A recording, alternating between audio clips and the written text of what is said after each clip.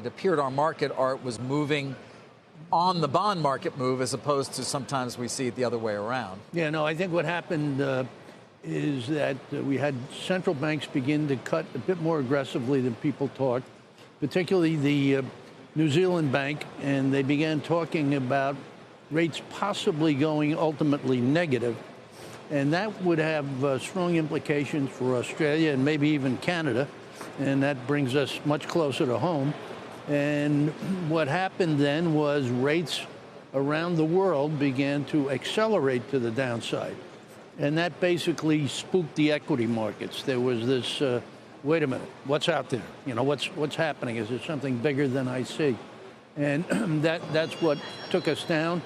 The Dow took out Monday's low. It went lower than Monday's low, which was 25,523. Right, but the Dow's also getting pressured by Disney earnings, which are obviously a fundamental story having very little to do with anything macro. Yeah, no, but I think it was swept up in the move. The S&P luckily did not break below. That was 28.22.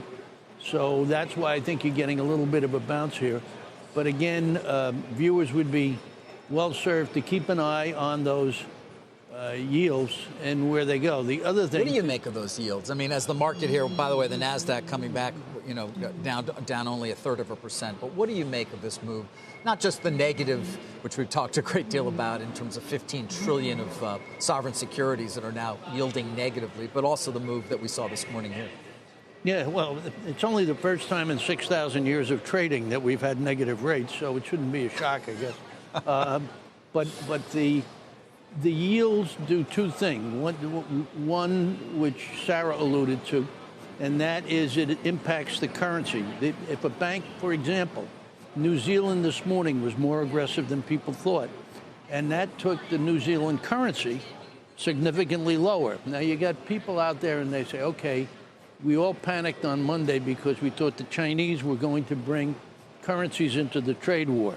And then you see New Zealand cuts more aggressively and their currency go down. And they say, well, wait a minute, maybe you don't even have to be overt about it. Maybe you can just say, hey, I'm only innocently cutting my rates, but looks like my currency fell too. So you're getting some of that, and that also helps spook the market. So it was a combination of, is there something out there we don't see? And the other thing is currency pressures are going to continue to be around. And as we saw Monday, that's something markets don't really want to see. So, Art, I mean, you've been through a lot of downdrafts and scary moments and unusual moments in your time here. How bearish in general right now are you feeling about the equity market? Well, I'm again, somewhat skittish. If we rolled over here again and violated the morning lows, then it would really begin to be a problem. For now, everybody's kind of crossing their fingers and whistling past the graveyard and say, okay, we tested Monday's lows. The Dow fell but didn't collapse. The S&P held, so I guess we can be in good shape. And I think that's why you're seeing a little of this bounce back. Unfortunately, when you get a turn like that, when people get convinced, it should look like a stampede.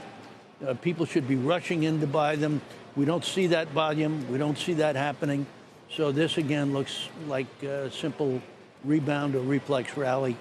That raises caution. And just a reminder, I mean, we're 5.5% off record lows for U.S. stocks. So I wonder how much the setup into this has to do with the sort of extreme or more, you know, I don't know, bigger moves that we're seeing, the price action we're seeing. Well, you know, you're going to see that, and particularly after the last year and a half, 2 years, you've seen some dramatic swings, both in short time and short direction. So, you know, we keep moving. So, yeah, I think volatility is going to be here to stay. I'd be worried if the VIX got up above 30, but I think we're going to have jumping markets for a couple of weeks. And negative rates here to stay as well? Boy, yeah. As I said, the first time in over 60, you can go back to the ancient Sumerians trading commodities, and we've never seen negative rates. You don't have. Because it doesn't make any sense. Of course, you know. Can I beg you to lend you money? Right. Okay. So, we'll see. May you live in interesting times. It's a certain, you know, I'd like to point out that this is the first time you can actually say, this time it's different. Because it really is. It really is.